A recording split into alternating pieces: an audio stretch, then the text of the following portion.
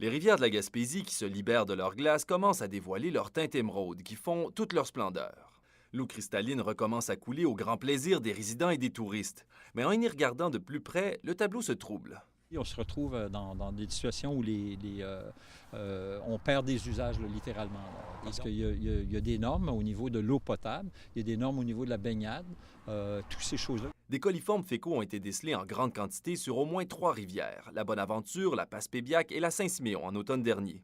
Ce qui est montré du doigt par le Conseil de l'eau Gaspésie-Sud, ce sont les résidences et les installations temporaires, les roulottes, qui investissent l'arrière-pays pendant la saison estivale. Leur système d'assainissement des eaux, disent-ils, ne correspond pas aux normes.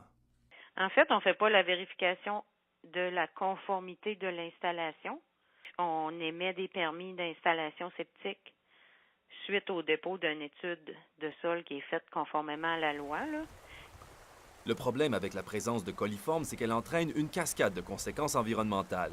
Sur la rivière très fréquentée de Bonaventure, on peut même les observer à l'œil nu. On voit de plus en plus la présence d'algues. Là. Et c'est des algues qui se développent là, de façon très importante et qui, dans certains cas, vont couvrir là, complètement le fond de la rivière. Et dans le cas de la Bonaventure, qui est réputée pour sa couleur turquoise, on a vu des endroits où la couleur change.